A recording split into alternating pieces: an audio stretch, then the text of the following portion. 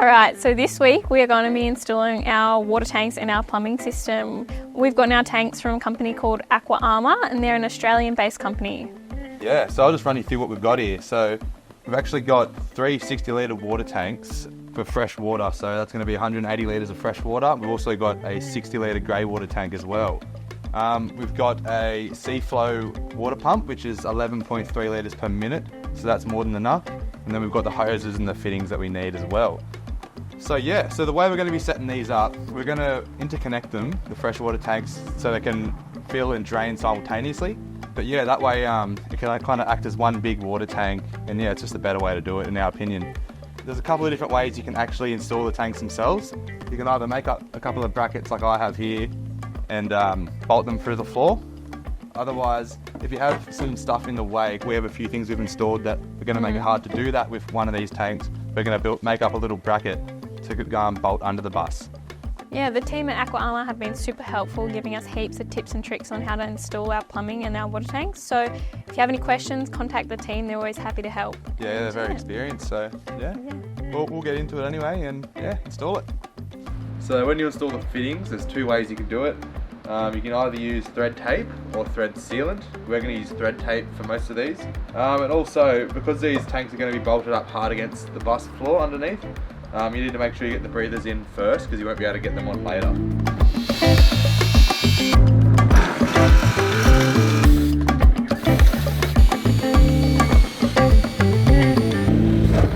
Alrighty, so we've got all the tanks prepped and ready to go.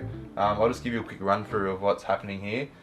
We've got 1-inch pipes connecting between each freshwater tank. That ensures they equalise efficiently. We've also got 1/2-inch breathers in all the tanks as well up the top. So we've got our 3 freshwater tanks there, and we've also got our grey water tank, slightly bigger fittings, but still 1/2-inch breather. I've made up a little packer here for the grey water tank to ensure we get enough fall to it. But yeah, so the grey water tank and one of the freshwater tanks are just going to be nice and simple, just bolting up straight for the floor. 2 of the freshwater tanks, so I've made up a few brackets due to the location to make it a bit easier to mount. But yeah, so we're going to start off by installing the grey water tank, and then we'll move on to the freshwater tanks.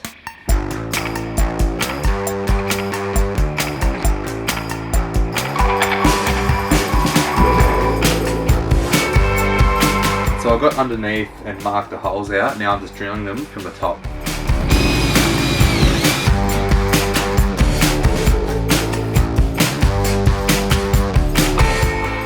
So it's time to install the rear driver's side water tank.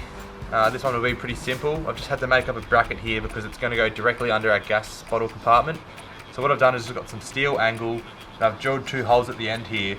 So the bolts will come up either side of the gas box. I've also notched out in the timber where these little bolt heads are going to be sitting, just so it sits up flush against the floor.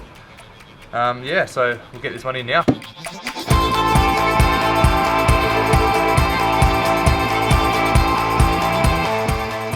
So for our last tank here, we've actually made up a bracket out of angle. We don't want to bolt this one through the floor because it's going to be in our hallway almost where you're going to see it. So we've decided to make this bracket up that will bolt to the sub chassis underneath.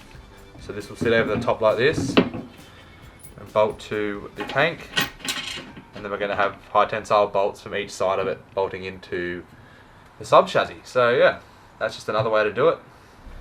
Alrighty, so the 4 tanks are installed. Now we're just going to run the plumbing between them. We've got 1-inch and 1/2-inch food grade hose, and it just involves hose clamping them onto the fittings, and it's as simple as that.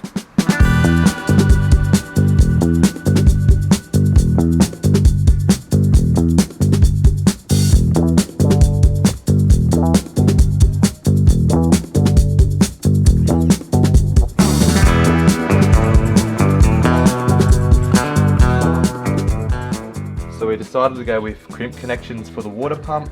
If we ever need to take the pump out for any reason in the future, it's a lot easier to do so.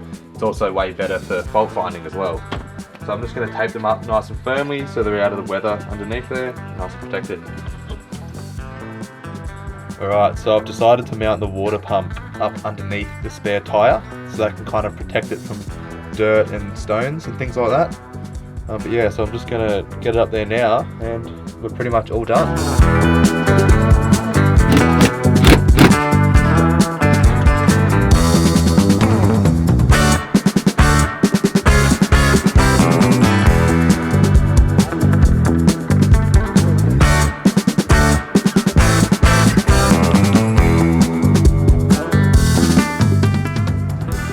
Alrighty, so that's a wrap for the water tanks and the plumbing on our Toyota Coaster. The only thing we have left to do is put the 3 breathers up through the floor. We're just waiting on a fitting so we can join the 3 of them together and they can come out at the water filler on the side of the bus. But yeah, I hope this video helped you understand how to install these water tanks in a coaster. And now it's your turn to give it a crack and get out there and live the dream. And just remember, if you have any questions about the process, feel free to reach out to the Aqua Armour team. They're always happy to help.